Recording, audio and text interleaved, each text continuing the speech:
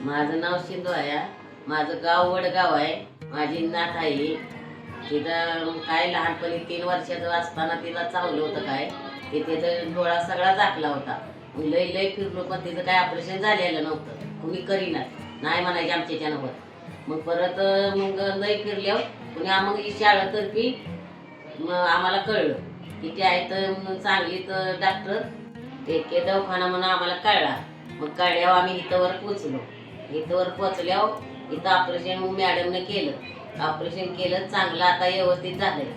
आता चांगला डोळा झाला, व्यवस्थित चांगलं झालं. मदत केली आणि मॅडमने बी मदत चांगली केली. आम्हाला व्यवस्थित चांगलं झालं.